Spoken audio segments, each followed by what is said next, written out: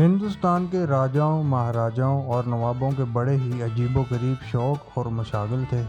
ان میں سے کچھ تو قابل بیان ہیں اور بہت سے ناقابل بیان۔ ان ولیان ریاست کا انجام بہت دردناک ہوا۔ عصر حاضر میں ان کی وہ شان و شوکت اور مشاغل اب صرف تاریخ کا ایک حصہ ہے، لیکن ان کے معمولات اتنے سطحی تھے کہ لوگ اب صرف ان کا مذاق اڑاتے ہیں۔ لیکن پاکستان کے حوالے سے سب سے دردناک انجام نواب اف جونا گڑھ اور ان کے خاندان کا ہوا۔ جونا گڑھ کا شمار متحدہ ہندوستان کی ان ریاستوں میں سے ہوتا ہے جس کے نواب نے تقسیم ہند کے وقت پاکستان کے ساتھ ریاست کے الحاق کا فیصلہ کیا تھا۔ جونا گڑھ کے نواب محبت خان جی مسلمان تھے، جبکہ ریاست کے 80% آبادی غیر مسلمانوں پر مشتمل تھی۔ محبت خان نے ریاست کی باغ دوڑ 31 مارچ 1920 کو باقاعدہ طور پر سنبھال لی۔ نواب محبت خان کو ریاستی امور میں قطعی دلچسپی نہیں تھی۔ وہ اپنا بیشتر وقت کتوں کے ساتھ گزارنا پسند فرماتے تھے۔ ریاست کا تمام انتظام اور حکومتی امور وزیر اعظم کے حوالے ہوتے تھے، جسے دیوان کے لقب سے بھی پکارا جاتا تھا۔ ریاست کے آخری وزیر اعظم محترمہ بینظیر بھٹو کے دادا سر شاہ نواز بھٹو تھے۔ مصنف اقبال پاریکھ اپنی کتاب جونا گڑھ اجڑی دریا کی کہانی میں لکھتے ہیں کہ برطانوی حکومت نے نواب صاحب کو بہت سے خطابات سے نواز رکھا تھا۔ ایک مرتبہ ریاست کے پولیٹیکل ایجنٹ نے انہیں ایک اور خطاب کی پیشکش کر دی اور یہ سنتے ہی وہ تل ملا کر بولے، نہیں، مجھے اور کوئی خطاب نہیں چاہیے، خواہ مخواہ مجھے واسرائے کا شکریہ ادا کرنے دہلی جانا پڑے گا۔ وہ مزید لکھتے ہیں کہ کبھی کبھی نواب صاحب باغ میں بھی نظر آ جایا کرتے تھے۔ وہ کھلی کار میں خود ڈرائیور کے ساتھ اگلی سیٹ پر بیٹھے ہوتے اور پچھلی سیٹ کتوں کے حوالے ہوتی۔ کار دھیمی رفتار سے چلتی رہتی اور کتے زبان نکالے ہوا خوری کے مزے لیتے رہتے۔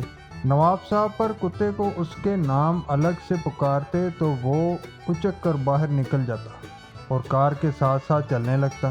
پاریکھ صاحب کا قلم نواب صاحب کے کتوں کا ذکر بڑے دھیمے لہجے میں کرتا ہے۔ وہ مزید لکھتے ہیں کہ نواب محبت خان کا کتوں کا شوق اپنی جگہ، مگر انہیں عام لوگوں سے بھی بے پناہ محبت تھی۔ وہ ان کی فلاح و بہبود کا ہر ممکن خیال رکھتے تھے۔ خاص طور پر مسلمانوں کا درد ان کے دل میں بہت تھا۔ نواب عرف جونا گڑھ کے خاندان کا دردناک انجام کیوں ہوا اور اس کی وجوہات کیا تھیں، اس کا تفصیلی ذکر بھوپال کی شہزادی عابدہ سلطان نے اپنے خود نوشت میں کیا ہے۔ وہ اس ضمن میں لکھتی ہیں کہ سن 1950 میں جب میں پاکستان آئی تھی تو میں نے دیکھا کہ شاہی جونا گڑھ ہاؤس عجیب، بے ڈنگا اور عیش کوش طرز زندگی کا نمونہ پیش کر رہا ہے۔ ان کا رویہ حکومت پاکستان اور ہم جیسوں جو شاہی ریاستوں سے تعلق رکھتے تھے کے لیے باعث شرمندگی تھا۔ نواب جونا گڑھ کا مستقبل مشغلہ اپنے کتوں کی فوج میں مشغول رہنا تھا۔ یہ کتے ہر صبح حز ہائی نس کے سامنے باقاعدہ پریڈ کرتے اور اکثر ان پالتو جانوروں کی شادی کی تقریبات منعقد کی جاتی جس میں سے اس کو دلہا دلہن کے مخصوص لباس پہنائے جاتے، موسیقی کی محفل جمتی اور حاضرین دربار خراج تحسین پیش کرتے۔ نواب صاحب کے ساتھ ان کے خوشامدیوں اور طرح طرح کے مسخروں کی ٹولی رہتی اور اپنے محبوب بازاری کتوں اور 3 جونا گڑھ بیویوں کے درمیان گھرے رہتے۔ ان کا ان کی بڑی بیگم یعنی ماں صاحب سے ہمیشہ اختلاف رہا، جنہیں الگ گھر میں علیحدہ کر دیا گیا تھا۔ دلاور منزل کا نام ان کے بیٹے دلاور خان جی کے نام پر رکھا گیا تھا۔ نوابوں کے مشاغل اپنی جگہ، مگر ان کی پراسرار روحانی طاقتیں اور راجاؤں مہاراجاؤں کے شکار کے بہادرانہ قصے بہت مشہور ہیں۔ لیکن نواب اف بہاول پور نے شیر کے حوالے سے ایک ایسا غیر معمولی کارنامہ انجام دیا کہ ہم ان کے اس کرشماتی واقعے کا ذکر خود پر لازم سمجھتے ہیں۔ چڑیا گھر بہاولپور کا واقعہ تو آج بھی بہاولپور کے لوگوں کو اچھی طرح یاد ہے۔ 1964 میں ایک روز شیر چڑیا گھر میں موجود اپنے پنجرے سے باہر نکل گیا۔ شیر کے نکلتے ہی شہر میں خوف و ہراس پھیل گیا اور لوگ اپنے گھروں میں بند ہو گئے۔ اس واقعے کی اطلاع نواب سر صادق محمد خان عباسی کو ان کے محل صادق گڑھ پیلس ڈیرہ نواب صاحب پہنچائی گئی تو وہ فوراً اپنی کار میں سوار ہو کر بہاولپور پہنچ گئے۔ وہ بہاولپور شہر سے دریائے ستلج کی طرف روانہ ہوئے تو دور سے دیکھا کہ شیر ستلج کی طرف سڑک پر چلا جا رہا تھا۔ کار کی آواز سن کر شیر نے مڑ کر دیکھا۔ نواب صاحب گاڑی سے نیچے اترے اور اسے آواز دے کر سرائیکی زبان میں کہا، تجھے شرم نہیں آتی؟ اپنے مالک سے اجازت لیے بغیر ہی چوروں کی طرف بھاگ کر جا رہا ہے۔ شیر واپس موڑا اور وہیں رک گیا۔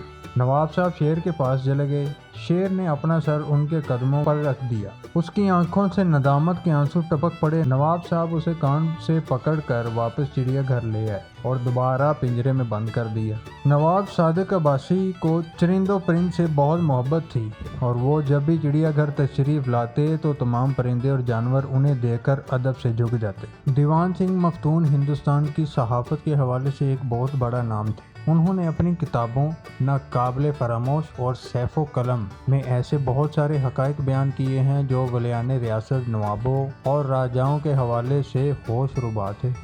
صاحبزادہ قمر زمان عباسی کی تحریر کردہ کتاب بغداد سے بہاولپور میں نواب بہاولپور سر صادق خان عباسی کے بارے میں بہت سے قصے مرقوم ہیں۔ اس کتاب کے صفحے نمبر 390 میں ذکر ہے کہ نواب صاحب بہاولپور نے ریاست کا اقتدار سنبھالنے کے بعد جیلوں کے دورے کا پروگرام بنایا اور آغاز بہاولپور جیل سے کیا۔ مہربان طبیعت کے نواب صاحب مختلف بیرکوں میں جاتے، قیدیوں سے ان کے جرم کی تفصیل پوچھتے اور انہیں معمولی قرار دے کر رہائی کا حکم صادر فرماتے۔ ایک قیدی کے بارے میں بتایا گیا کہ وہ اس جیل کا سب سے پرانا قیدی ہے جسے اپنا جرم بھی اب معلوم نہیں، تو نواب صاحب نے اسے بلایا اور تفصیل معلوم کی۔ ضعیف العمر قیدی نے ہاتھ باندھ کر کہا، سائیں مجھے اعلیٰ حضرت خلد اشیانی نے سزائے قید سنائی تھی اور آج تک معلوم نہیں ہو سکا کہ میرا قصور کیا تھا۔ نواب صاحب نے پرجستہ کہا، پھر تو تم بابا سائیں کی نشانی ہو، جیل میں ہی رہو۔ اگر آپ کو میری یہ ویڈیو پسند آئی ہو تو اسے لائک کریں، چینل کو سبسکرائب کریں اور اپنا قیمتی فیڈ بیک سے ضرور آگاہ کریں۔